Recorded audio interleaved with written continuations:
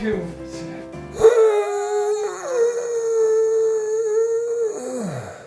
Welcome to a world of dreams. Specifically, the dreams of some 32,000 Kickstarter backers who pledged to make Etherfields a reality. Etherfields is a big and colourful cooperative story game dripping with gorgeous art where 1 to 4 players will represent comprehensively unconscious adventurers, and together you will explore a creepy realm of dreams and nightmares. You'll collect items, you'll strengthen your character. Perhaps you will even achieve your personal character's mysterious, lucid dreaming state. Think of it like Sonic the Hedgehog going supersonic! Except if Sonic was asleep. Except, as creative as Etherfields appears, like a lot of dreams, I think I've seen this before. You see, Etherfields is actually part of a well-trodden genre of Kickstarter games. There is no better way to sell your Kickstarter than offering an epic experience heaving with components, and there's no better way to offer more components than by offering a giant cooperative campaign. This was first offered by Kingdom Death Monster, then there was Seventh Continent, Gloomhaven, and the publishers of Etherfields, Awaken Realms, previously published Tainted Grail Fall of Avalon, and next year they'll be kickstarting the enormous sci-fi co-op ISS Vanguard. But here's the catch. With the striking exception of Gloomhaven, myself and my critic friends wouldn't personally spend our money on any of the games in this genre. And rather than tell you why, perhaps we should just continue with this review of Etherfields. Incidentally, this is a review of the Etherfields core box only. I know there are loads of expansions coming. Awaken Realms did, however, send us a bunch of the add-ons for Etherfields available to Kickstarter backers, including a neoprene mat, which is just the board again, a 5th player expansion when I wouldn't want to play this game with more than 2 players, let alone 5, little storage boxes for each character that take up significantly more room than they save, a box of extra miniatures that I never opened because miniatures aren't actually important in this game, and an Etherfields branded 52 card deck which can be incorporated into Etherfields via a rule that can be effortlessly abused and unbalances the campaign. Honestly, at this point, I'm not even angry at Awaken Realms for selling this stuff. I'm angry at backers for buying it. Stop buying add-ons for games you haven't played! Your excitement for a board game peaks when you back the Kickstarter. That's how they get you. However, now I've got that little initial sprint of complaining out of the way, I'm going to talk about some of the many, many things in Etherfields that are absolutely awesome. So, when the campaign starts, you and your friends will appear in a dream with no idea where you are or who you are or what you're supposed to be doing. It'll be many hours of play advancing through dream after dream, which is basically level after level, until you even figure out what your character with your personal deck does differently to the other characters. It'll be many more hours after that until you figure out what your adventuring party is even supposed to be doing here. All you know is that you're stuck in the realm of dreams. But when I say you and your friends, while this is nominally a game for 1 to 4 players, I actually agree with the community poll on Board Game Geek that says this is a game for just 2 players or 1 player by themselves, which is how I played it. I can demonstrate why that is with a science chart. You see, the fun minutes in Etherfields are spent taking your turn and unlocking new content. The not fun minutes are basically everything else. Adding more players to Etherfields simply means each player spends less time personally playing the game and everyone has to work harder to unlock new content, resulting in a stodgier, meaner, slower adventure. Anyway, as you stumble your way through your very first dream in Etherfields, you'll be introduced to the basics of the game. Every player has a hand of cards drawn from their private deck, and then you spend those cards to do things in the dream. Cards can either be played for their text or to pump their coloured intent into a generic action you want to do. Yellow energy lets you move your character around the dream and interact with stuff that demands cunning. Red is how you attack things or display tenacity. Green is how you talk to NPCs that you meet in the dream and understand and interpret all of this marvellous nonsense you're encountering. Credit where credit is due, this game makes better use of its theme than anything I've played since, I don't know, The King's Dilemma or Too Many Bones. It's not just that the game is evocative, it's not just that it's overflowing with fabulous, fabulist artwork, or that each new dream has its own tone and feel. It's not even just that Etherfields introduces mechanics that you would not expect from the game. I actually found one card that instructed me not to speak until the other players had resolved the thing. I mean, it was irrelevant because I was playing by myself and wasn't speaking anyway, but it did make me think how fun that moment would be if I had had a friend here.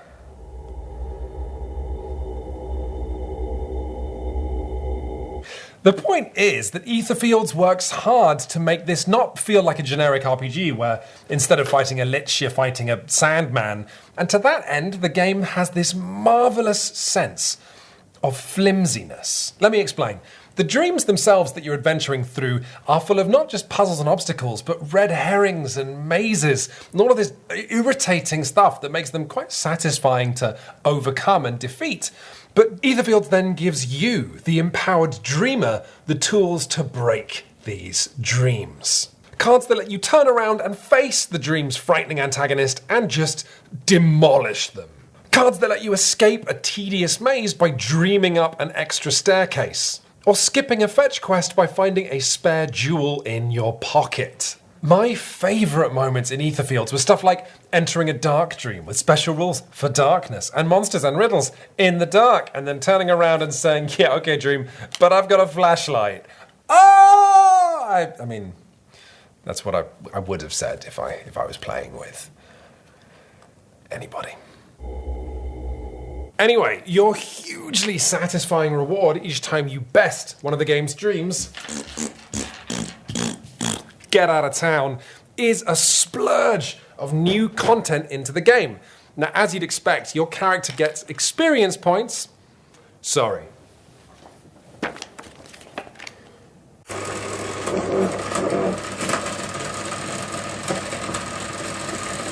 Sorry, not experience points. Ether, which you can spend acquiring new cards for your deck or new items. But in the designer's own words, this isn't just a game where you build your character's deck. This is a game where you build every deck. Completing a dream often sees memories of that dream sort of following you out into the game's hub world. Sorry, not hub world. Silly me. The dream world, which your characters will travel around to get to the next dream. Characters you met, enemies you fought, riddles you didn't answer, doors you didn't go through, all enter the game's decks of fate and flaws and the slumber cityscape. So to begin with, exploring Etherfields feels like you're poking around in a concept artist's dream. But in time, as you have more and more adventures and fragments of those adventures sort of follow you back out into the dream world, you start to feel like you're playing around in a sort of photo book of your own memories. Oh yeah, we didn't defeat that guy. Oh yeah, we never went through that door. Here it is again. And that is really neat. And what's lovely about Etherfields is that if you do like it, there is crap loads of it. At just £75 for the core box, plus shipping, I think for some people this will be an affordable version of the Arkham Horror living card game. Both are games that see you building up your character's deck as you battle your way through spooky campaigns, except where with Arkham you have to buy sets of scenarios individually. For £75, Etherfields gives you one absolutely giant adventure with the option of playing more using expansions down the line. It is unquestionably better value for money. I'll also say this, I enjoyed my time spent playing Etherfields and I am very hard to please. I actually left it permanently set up on my dining table and every day I'd look forward to sitting down to play a new dream. But I'm afraid we have reached the high watermark of positivity in this review because not only did I not actually finish the campaign of Etherfields, not only do I not want to finish it or play it anymore, after a week spent playing this game, I couldn't even bring myself to play it with the rules as written. Quinton Smith reviews board games.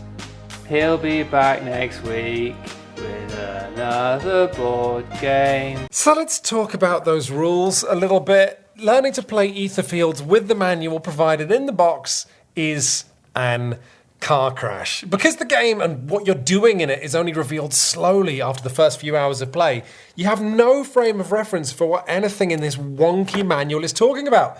It's only by reading the manual, being confused, playing the game, being confused, reading the manual again, being confused, and playing the game again that I became relatively confident that I was playing Etherfields. If you buy this game, here's what I'd do instead. First, go to Board Game Geek and read the fan-made Quick Start tutorial, then read the fan-made Getting Started with Etherfields, then play the first stream, then read the game's manual, then, well, it's not that you'll entirely know how to play, because the fact is, Etherfields isn't sure how you should play either.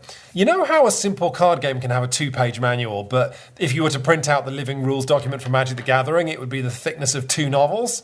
That's because the more cards that are in a game, the more often you're going to find conflicts when 2 cards clash. That's why it becomes incredibly important in a game like this for all of the rules on all of the cards to be written in very precise legalese. But Etherfields, a game that is almost ceaselessly providing new rule, here, have a new rule. The card writing is actually quite sloppy, and I'll give you a glaring example. This card says, add a card to the turn deck. But that doesn't tell you where to take a turn card from. It doesn't tell you whether to add it to the top or bottom of the turn deck. It doesn't tell you whether to shuffle the turn deck. And these questions can be really important when you're trying to win a scenario, and these questions are everywhere. I get that Etherfields is a game about having to try and understand dreams. That should not additionally include trying to understand whatever the designers were dreaming up when they wrote each card. And these situations where the game just stops and you have to try and figure out how a certain item interacts with the scenario, how an enemy interacts with a card in your deck, they're annoying enough if you have all of the rules to hand. But all of Etherfields' rules aren't just in this giant manual. As you progress through the campaign and unlock extra rules and thematic richness, you get extra rules that are on cards, and you quickly run out of space to store them, which means you get rules scattered in all of the discard piles, in all of the game. I played like 5 dreams before I realized the dream setup cards had more text on the other side. I still don't fully understand how the awakening system works. How the awakening system works.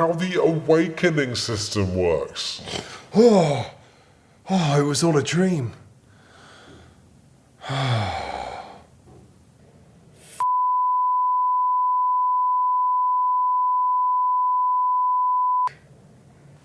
But it's not just Etherfields' rules that reveal it as having some sloppy usability. This board, this piece of cardboard, is sloppier than someone holding a wine glass with all 5 fingers. Let me ask you the most fundamental question of board game boards, which is, where do you think you sit around this board?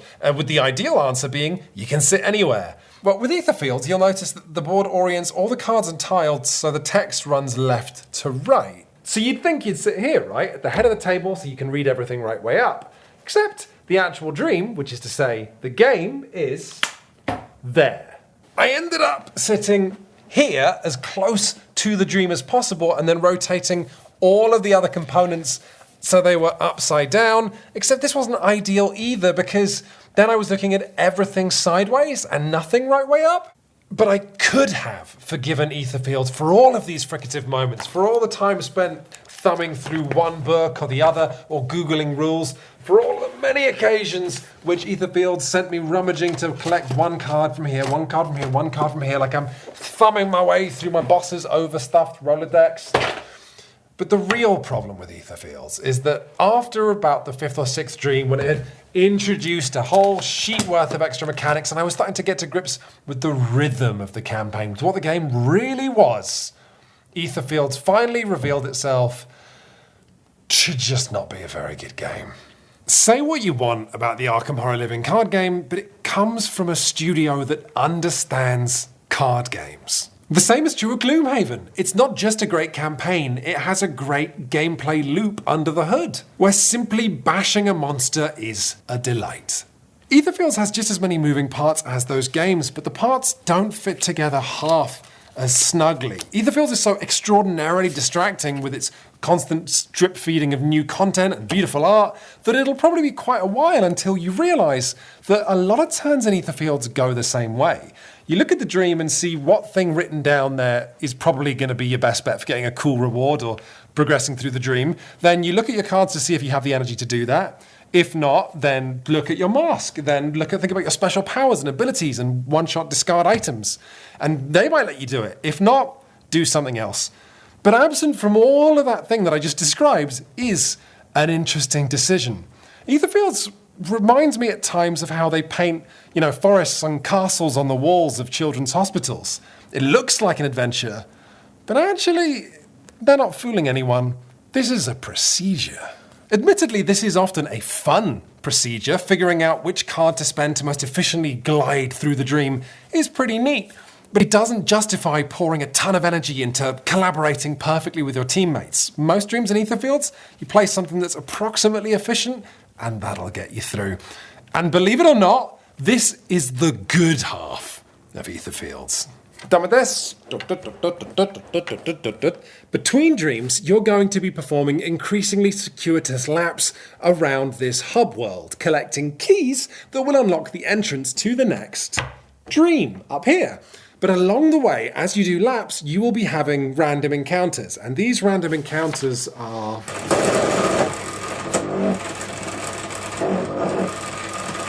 rubbish. They're called slumbers. But basically they see you encountering a random monster or person, always on the same map, with all of the context removed, and you're just supposed to enjoy the game's combat system, I guess. Except it turns out that when you're playing Etherfields without the carrot of new content unlocks being dangled in front of you, and the stick of having to finish dreams within the time limit, it's pretty awful. I can't tell you how dull and repetitive these encounters are because, playing cards yourself is fun, but having to run the monster's AI and having to punish yourself and seal your cards and take damage from an encounter you don't even want to be in the first place. And it was probably my third 10-15 minute encounter with the same monster that I didn't even want to fight the first time, where my experience with Etherfields started to come off the rails because I just decided I wasn't going to do this. I was having an absolutely horrible time with these random encounters, and so I just decided to skip them. I decided I won't give myself any XP, I'll give myself a random scattering of damage, and I will just move on. The game equivalent of mashing the forward 15 seconds button on a podcast. But this seemingly inconsequential decision was like a pebble that rolled down a mountain and led to an avalanche of me not caring about anything in the entire game.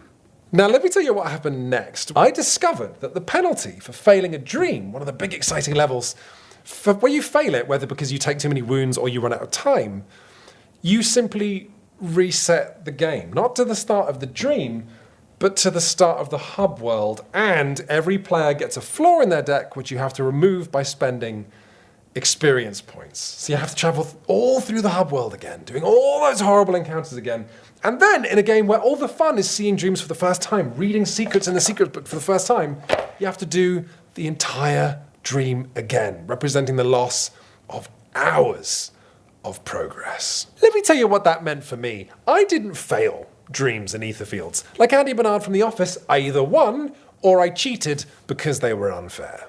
That's right! About 8 hours into my campaign, when for the first time I realised I might fail a dream, I cheated until I succeeded. That's right, I got filthy. I'd look at dice rolls that were really unlucky and decide that I'd just change them. My campaign started to feature more fudging than the books of a crooked accountant working at a failing fudge factory on Double Fudge Friday.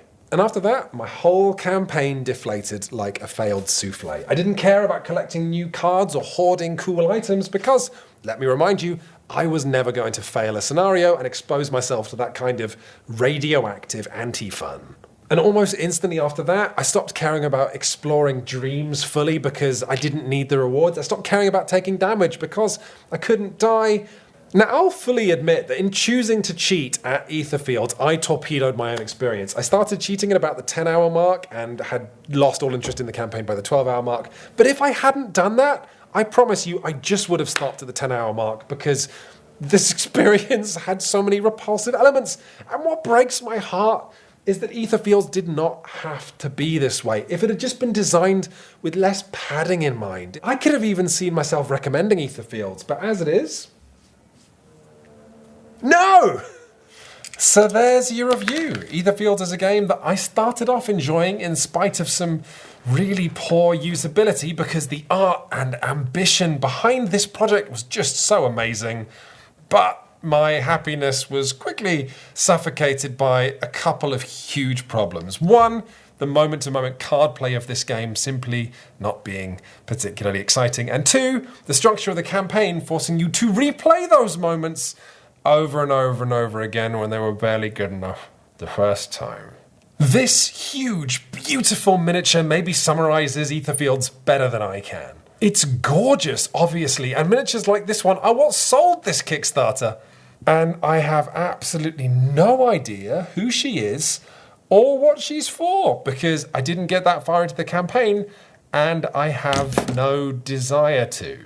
If you are looking for a spooktacular deck-building adventure, the Arkham Horror Living card game has significantly more polish than Etherfields. If you're looking for a big-box campaign experience, we will always recommend Gloomhaven, or you could wait for Frosthaven. Or if you were looking for a surreal one-player adventure, it's 2020. You might well have a machine that plays video games, and if so, Disco Elysium is one of the best games to come out in recent years in any format.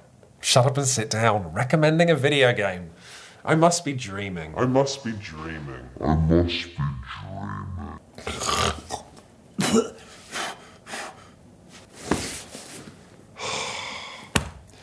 It was all a dream. That was a close one, huh? Well, I'm exhausted. Night-night, everybody.